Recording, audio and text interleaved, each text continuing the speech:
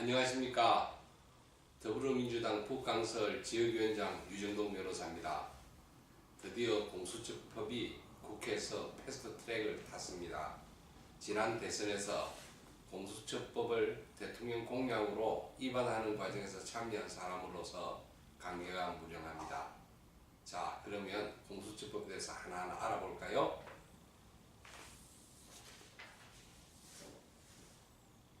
공수처장을 대통령이 임명하면 대통령은 절대 권력을 가지는 것이 아닌가요? 먼저 우리 공수처법이 왜 나왔는지를 한번 생각해 봐야 할 것입니다. 과거 검찰의 행태를 살펴보아야 합니다.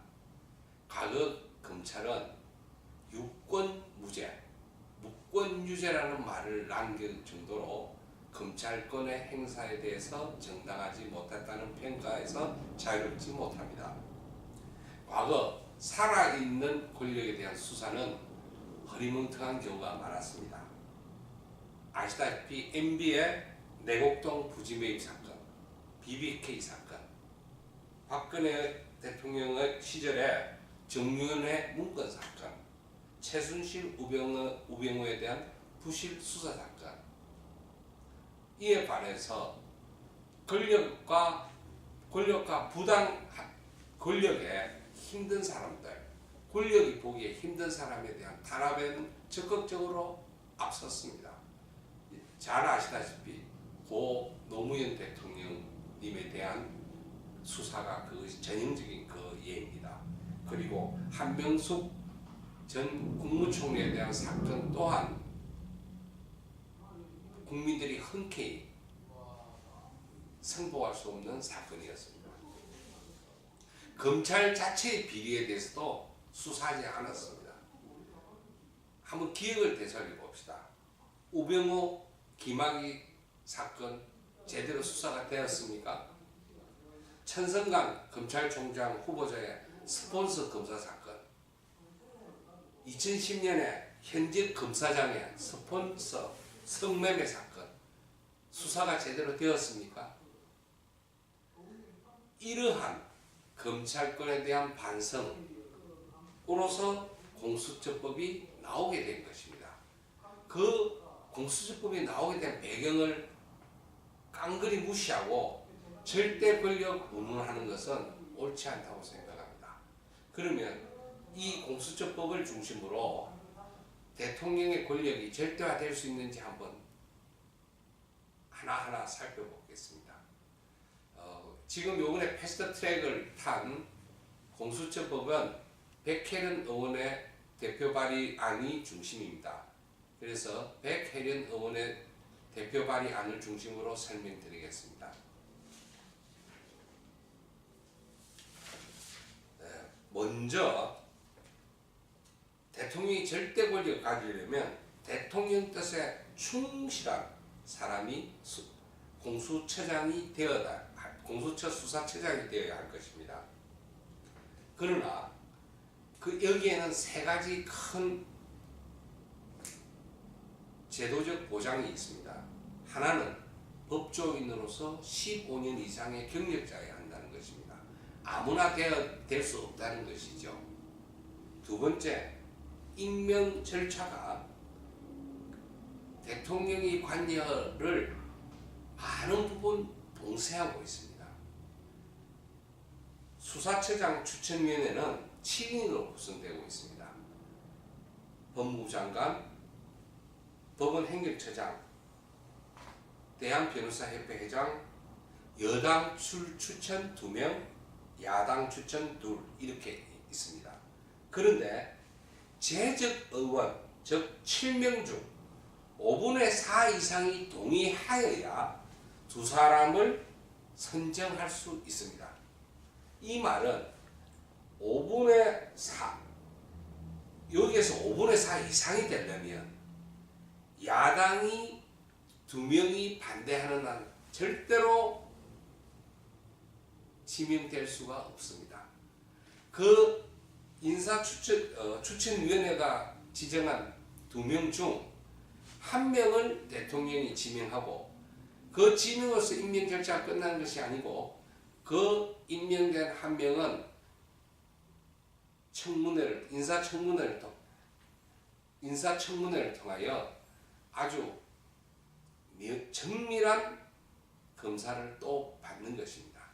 이러한 임명 절차 속에 탄생한 사람이 절대로 대통령 뜻에 충실한 사람이라는 하고 생각하는 것은 무리라 생각합니다. 그다음 더 중요한 것이 하나가 있습니다. 그 수사처장은 신분 보장을 받는 것입니다. 신분 보장을 받음으로써 엉뚱한 일을 못하는 것입니다. 그리고 또 하나 더 나아가서 퇴임 이후에 공직의 임명이 제한됩니다. 검찰총장도 어느 기간까지 이후까지는 또 못합니다. 대법관도 일정 기간 이후가 되어야 비로소 가능합니다. 이러한 공직 임명 제한이 대통령의 뜻에 충실한 사람으로서 임명되고 그러고 그 대통령이 절대 권력을 가지겠다고 말하는 것은 선동에 불과하다고 생각합니다.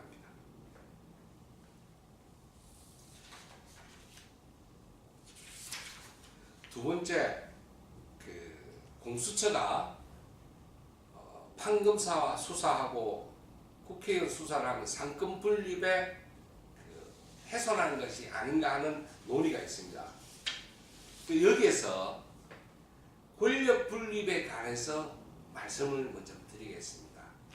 권력 분립은 다 아시다시피 견제와 균형을 통하여 국민의 자유와 권리를 보장한다는 것입니다. 고전적 의미에 있어서 권력 분립은 상권, 즉 행정, 입법, 사법의 분리를 의미했습니다. 그러나 현대에 들어와서는 이러한 고전적 의미의 상권 분립 이외에 권력의 분배를 통한 권력의 균형이라는 기능적 권력 분립의 원칙이 명확한 헌법 원리로 자리 잡고 있습니다. 검찰의 수사권, 공소권 일부를 공수처에게 넘겨준다는 것은 검찰에 갖고 있는 무소불위의 권력을 분배하여 검찰과 공수처가 권력을 균형 있게 행사하도록 한다는 의미에서 상권 분립의 원칙에 어긋나는 것은 아닙니다.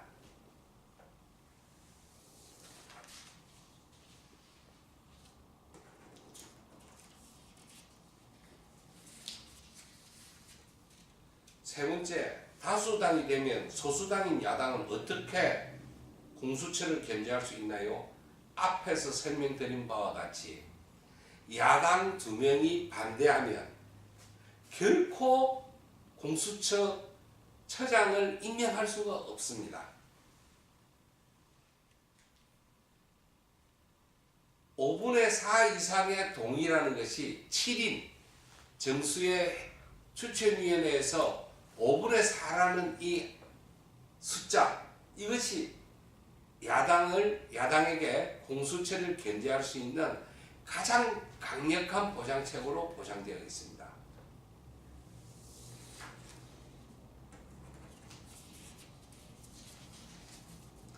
기소권을 가진 검찰과 경찰은 기소권을 가진 공수처를 수사 및 기소할 수 있나요? 예, 할 수 있습니다.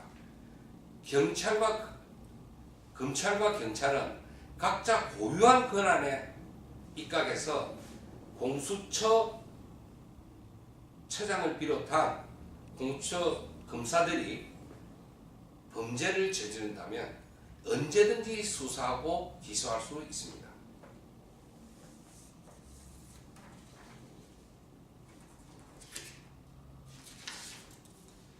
공수처 검사의 부패 행위는 누가 견제, 수사 및 기소할 수 있나요?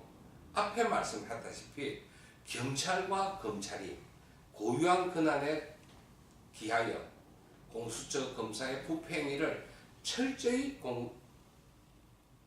조사하고 수사하고 기소할 수 있습니다.